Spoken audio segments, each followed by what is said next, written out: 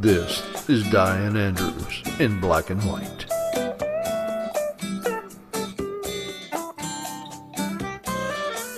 The issues you don't want to talk about. The arts and entertainment you need to know.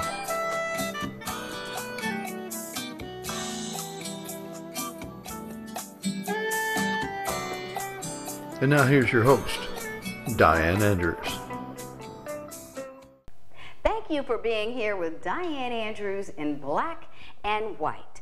I thank my in-stage audience, I thank the YouTube audience, and I thank the television audience for tuning in to us every week. And now we're all over the state. We're one of the largest, if not the largest, talk show in the state of Louisiana.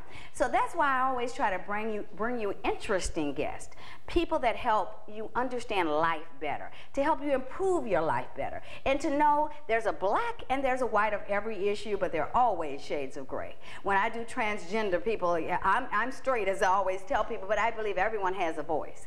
But today we're going to be specifically talking about something to help our bodies, to improve our mind, to relieve stress, to relieve pain.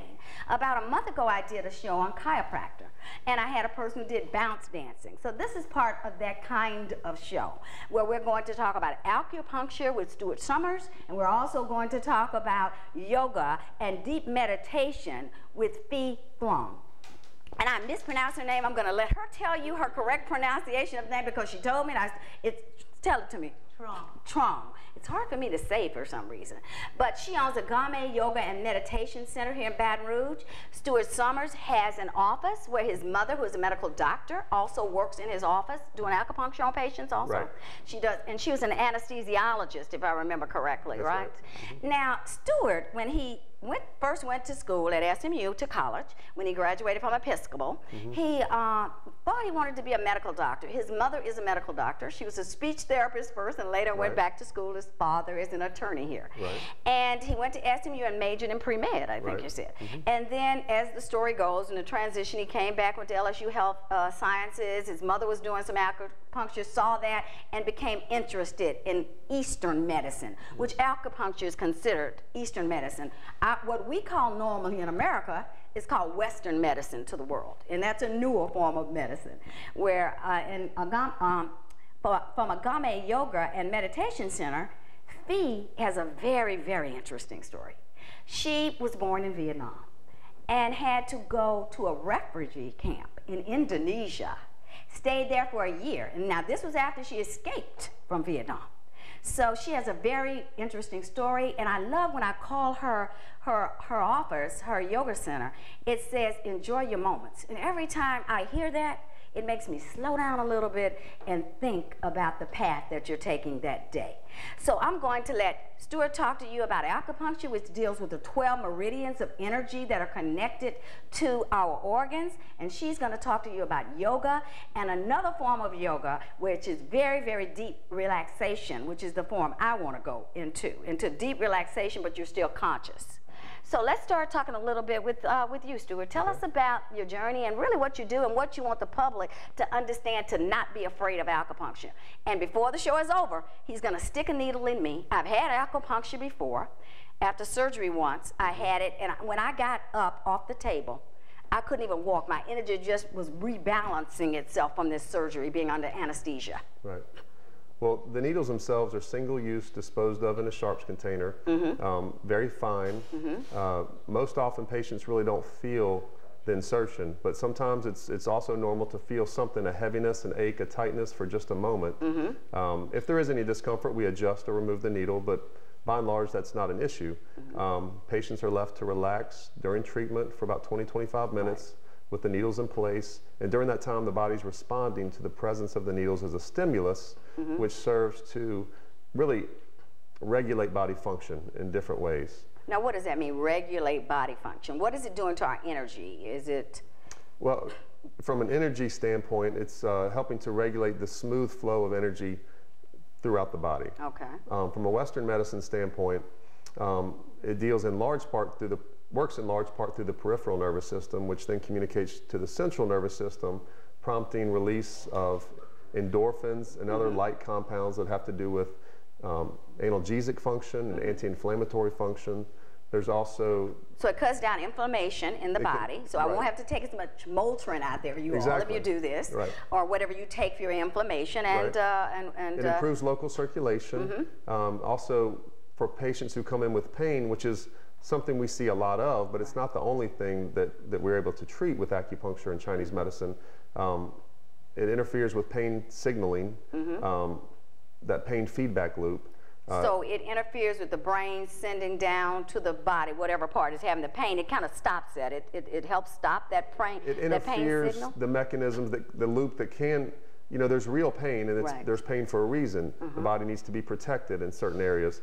But sometimes pain can become a habitual loop, and that feedback mechanism can be interfered with, and thereby dampening the pain, but also improving anti-inflammatory kind of response. So dealing with inflammation as well as analgesia. I've had acupuncture and I feel better. I have less pain when I come out of acupuncture. A friend of mine was having a session. She went to 2 orthopedic surgeons having surgery. They told her, we've got to operate on your back. And she went to an acupuncturist. I saw her a couple of years later. I'd seen her. She was walking like this, all bent over. I saw her a couple of years later. I saw you had the surgery. And it went well, because everybody's always afraid of back surgery, as you should be. And she said, no, I go to an acupuncturist out here, and she lives in Nevada.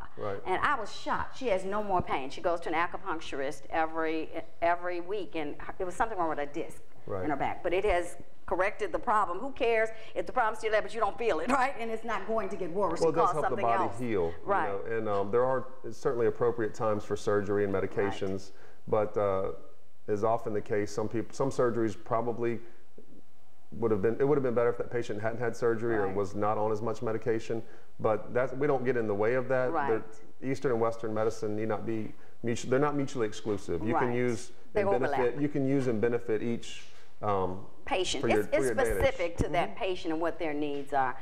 Because I've seen some people, and I'm not down on orthopedic surgeons because they're definitely needed out here.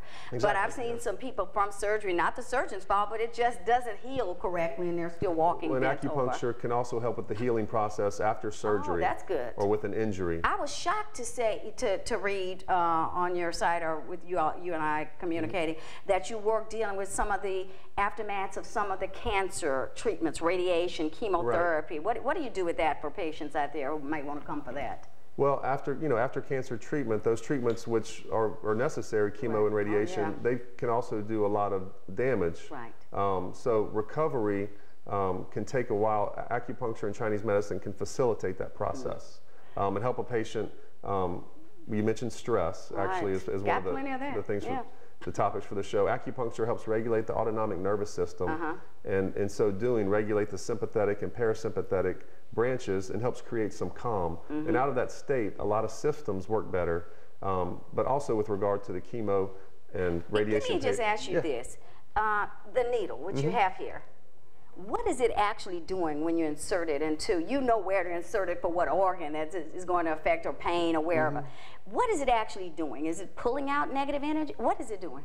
Well, it prompts the smooth flow of energy in a general sense from that standpoint. The Chinese medical principles are pretty intricate and is a whole show in and of itself. But from a Western standpoint, for the audience to know, the body's responding to the presence of the needle in a multitude of ways, strategically placed. They prompt, and as I was mentioning, through the peripheral nervous system, communication to the central nervous system, and there are biochemicals within the body that are then prompted and released that have analgesic. But that's what this prompts to happen. It's a prompting. Okay, it's just prompting it. It also prompts, it's a very, very mild trauma, which then prompts an immune response as well. So people do come in for allergies and things of that nature. It can help regulate the immune system as well as bolster the immune system. If treatment is given repeatedly over a short period of time, patients often see the effects rather quickly, but it's often necessary to get at least a handful of treatments to evaluate your response. Now, tell us about the agame. Tell us, what would you like the audience to know about what you can do to help them relieve stress and pain at your center? Sure, thank you. And maybe sleep better, I bet. And sleep better. Yes. Sleep is that's a big problem. healing. Sleep deprivation is a big problem. I know yoga helps with. Well, first of all, understanding that yoga is a toolbox for life, and the physical posture, which is what yoga is most popularly known for is one of those tools. Because as you know, life is stressful, life is complicated, relationships are difficult, and all those experiences create tension and stress within our system that if not taken care of through the free flow of energy, then becomes deposits in the system, in our organs, in our tissues, and over time, that's what creates our disease process. Yes, it's cumulative negativity. And so through the yoga postures, you can stretch your body, and by stretching the body, that allows for energy to flow more freely. Right, because muscles tighten up. I mean, even before and after exercise, they tell you stretch, which I always forget to do because it helps that muscle. It's like an elastic band, I think. And once you stretch it, you just won't pop when you do the exercise. Right, and so it gives you physical safety in terms of elasticity in the muscles, but at the energetic level, like Dr. Summers was explaining, it allows energy to flow more freely. Because if energy is flowing and it comes up to a tight spot, then it's fighting itself. But if this wasn't there, the tightness wasn't there, that energy can flow and it can get to your right toe. Like even with massage, you feel the lumps in my neck. The opening, Yeah, and so that energy can flow more freely. And so the yoga postures help the body to create that opening. And that's from India, right? Yoga is rooted in India. And acupuncture from China, I think. Right. Yeah, so they're both Eastern, but from different countries over in the East. The similarity in the underlying principle for all healing modalities really is allowing the free flow of energy. It's said that energy is very smart. It can go to wherever the body is needed for the optimal functioning of body and mind. But what happens in our life-to-life situations is we carry residual experiences that aren't resolved. And so when something comes up, it triggers, and the mind says, oh my gosh, and creates a reaction that's not necessarily true to the experience, and hijacks that energy and takes it away, so that energy isn't allowed to go where it's actually needed for the optimal functioning of the body. Fee, we're going to take a little break, but you all come right back so you can learn more about how we can relieve stress, which does cause disease. Come right back with Dianne Andrews in Black and White.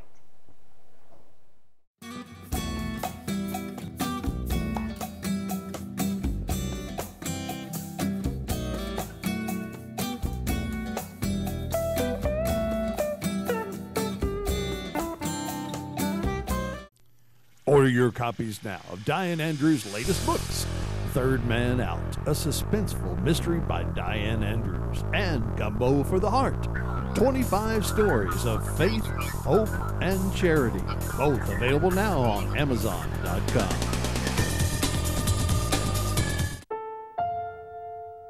The odds of this daughter of a clergyman spending 11 weeks at #1 on the U.S. singles charts?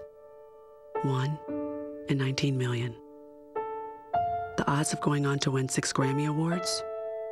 1 in 1.4 million. The odds of having a child diagnosed with autism? 1 in 150. I'm Toni Braxton, and I encourage you to learn the signs of autism at autismspeaks.org. Mark! Anna!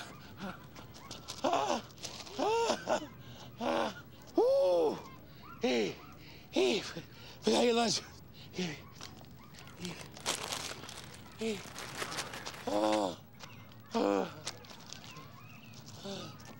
don't have to be perfect to be a perfect parent. Because kids in foster care don't need perfection. They need you. Thanks for coming back to the show. I know you're learning a lot out there, and so am I, but again, I do yoga, and I do go to acupuncturists. So I think it's something that a lot of people are not aware of, but you're going to find out it's nothing scary. Let's talk about yoga and yoga nidra. Yes. So yoga nidra is a guided experience where you are dropped into a deep state of relaxation similar to sleep. So both your body and your mind get to be dropped down to that theta brainwave. And so it's like you're asleep, but your conscious is still awake, so that you're able to reprogram some old patterns that may not be working well for you in your life, some old beliefs that may not be working for you in your life. Because in the end, when we're able to live the kind of life we want to live and do the things that make us happy, we feel more satisfied, more engaged, and those endorphins are the best medicine against stress and tension end disease, the disease process. Do you all teach also? We all heard of The Secret, and of course the power of positive thinking to change the way some of the old habits in your mind are. Do you talk about any of that in your? Because I know you do seminars and you do a lot of different things, not just yoga. Yeah. So I do workshops, trainings, speaking engagements, as well as doing private sessions for clients, helping them actualize the life they want to live. So yes, I do, you know, using the different toolbox within the yoga tool, I mean the different tools within the yoga toolbox, I can really help people achieve what it is they want out of their lives. When you were in refugee camp, I'm going to something different because you know, we are a sum total of all our life experiences. So when you were there, did you say, when I get out of this, this is what I'm going to do in my life? You know, at that level, I did not have the consciousness. I was 9. Oh, you were just 9 years old, yeah. It was quite a traumatic experience. Your family was with you then? My family was with me, except for one sister who showed up at the last minute and said, she was 16 at the time, said, I'm in love, I don't want to escape. And so it's quite an experience for my parents to decide at the last minute, because everyone's safety was involved, to leave her behind and to go forward. Is she still there in Vietnam? She's still in Vietnam. Did she marry the guy? She did marry. Oh, well, it's a good story. I love good endings. I write, and my book has a beautiful ending. So I love the good endings, yeah. So yes, she did marry him. But you know, as a result of those experiences, the mind begins to create patterns that affects the way the body functions. Right. And if we are not skillful and begin to look at these patterns that we've accumulated over our lifetimes, those are the things that are controlling our thoughts, our words, and our actions. Right. And in the process of Yoga Nidra, you get to drop down to that deep state to see where some of those pre-programmed reactions So you're talking to the people and guiding them as they do this Yoga Nidra. Yes, through the dialogue process, we understand what is blocking them in their lives, blocking their energy flow, and using Yoga Nidra as one of the tools, we're able to begin to dismantle those blocks. Well, I would tell your audience, I think, you know, these are not mutually exclusive. In fact, they work together. You know, and we're talking about using Western medicine, Eastern medicine, using chiropractic, using God, whatever. We use them all together to work to become a better human being, physically and mentally. So let's talk about a little bit more how a person would get to you for your services, how long an acupuncture session is. Stuart? Well, the audience can find us online at acupuncturebr.com. Okay, acupuncturebr.com. Yes, and we're in the Mid-City area. Okay. The first treatment... You're on Jefferson, right? That's right. Yeah, Jefferson. The first visit, including treatment, is about an hour and 15 minutes, and then follow-up treatments last about 50 minutes, that the patient is, you know, by the time they come into the clinic, you know, get treatment and are leaving about 50 minutes, under an hour. And is there anything you would like to tell the audience specifically as being the, you went to Houston, where's acupuncture school? I went to a graduate program in Houston, American College of Acupuncture and Oriental Medicine. And that's the closest That's the closest one here. Yes, a very good program. And it's, like I said, about 4 years. They actually work in concert with some hospitals there. MD Anderson, well, MD Anderson has acupuncture, but our school does have some affiliation with. Is that still the #1 cancer center in the country? I think cancer hospital in the country, or way up there, and they use acupuncture. They understand the benefits of acupuncture. They also have yoga. Yeah. An affiliate yoga program that they use as a supplement for the cancer treatment. Well, that's great that the West is understanding that we can all work together with Eastern and Western medicine, which was the first medicine out there, was in the East, we weren't around, to not just take a pill, because that's only healing a momentary symptom. It's not getting to the root cause of the problem. Now, let's talk about where you would, how would they reach you, and well, we're located at 635 South Acadian Thruway, and you can... It's got the beautiful mural on the front of the building, on the side of the building. When I took a picture on the internet, it looked like it was on the front, but it's really the side, but going down... Acadian. Yeah, Acadian, yeah. You see the beautiful mirror with the lady, like she's doing meditation. Yoga poses, yes, meditation being one of those poses. And our website is www.agameyoga.com. You can access and that's A-G-A-M-E is Agame. Yes, yes, A-G-A-M-E yoga.com. You can access our schedule online. In 2 weeks, I will be leading a Yoga Nidra immersion weekend. Yeah, so you're welcome to come join. Now, what does that encompass? It's an entire weekend. It's an entire weekend starting on Friday afternoon, going through Sunday evening.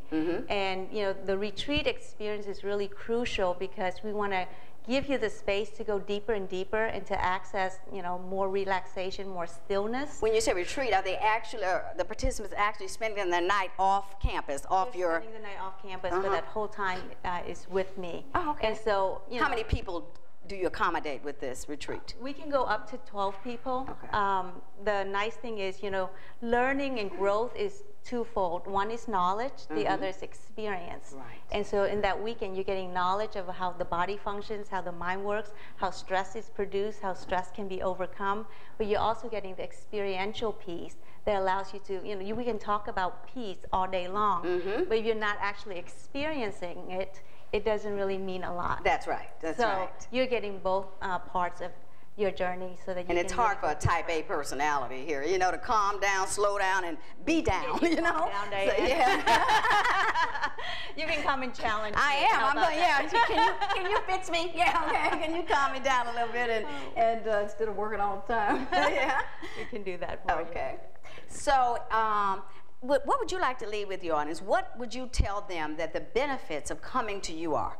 What will they see? And this is no guarantee or it's no one roadmap, but at a high level, what do people usually experience after coming to your sessions for, six times or 5 times? Well, as soon as they step into the studio, they have a calming effect. I mean, so many I've of our been there students before. say that. As soon as they walk in, they feel like a sense of relief, an unburdening, of their troubles. So right away, there's benefit just stepping into the studio. And at the end of every yoga class, everyone leaves feeling much better than they came. And what a treat to ourselves. We work so hard. We have so many different responsibilities. It's important that we feel our well back up so that we can be more present to the people we're in relationship with, whether it be at work or at home. And so even with one... But if work is causing the major stress, come there every day after work, right? To be skillful, we want, because we can't stay away from work. That's not, a reality. That's right. But how can we take care of ourselves so that we can show up to work better, show up to our relationships better? Right. And that's what yoga and meditation allows you to do. Well, again, I think we've had a great 2 guests for you. I think you've learned a lot, and you have people that you can go to. Oh, yeah, we're going to stick me, and then I'll have it on during the close. Let's stick me real quick before we take a little break here for a moment. Just to show people that it's not I've had this before, so yeah, it's not an awful experience. So we wipe the points with a little alcohol, just to prep. And the needles themselves, if I can do it, you again, can do it, you all. single use. I didn't even feel it. So that's it. You see it? You all can see it out there. It's not that bad. Now, you will have more than 1 needle on you. I can guarantee you that. And then with taking it out, typically there's really no blood. I was going to keep it on while I did the... Just to show people. Yeah, but that's the extent. You see the needle and you see how easy it is, and I didn't even feel it, and there's no blood. Even though you wiped it off, there was no blood. It's not that invasive. So we'll be right back with Dianne Andrews in Black and White. Come on back to us.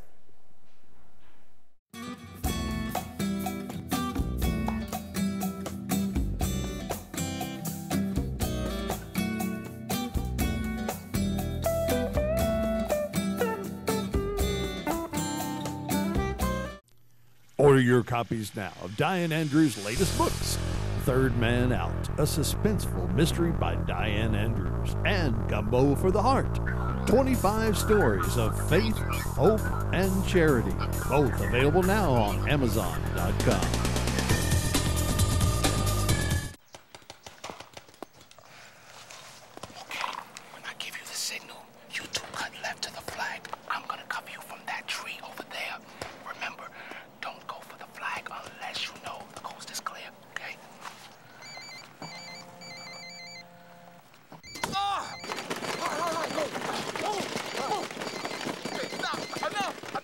You don't have to be perfect to be a perfect parent, because kids in foster care don't need perfection. They need you.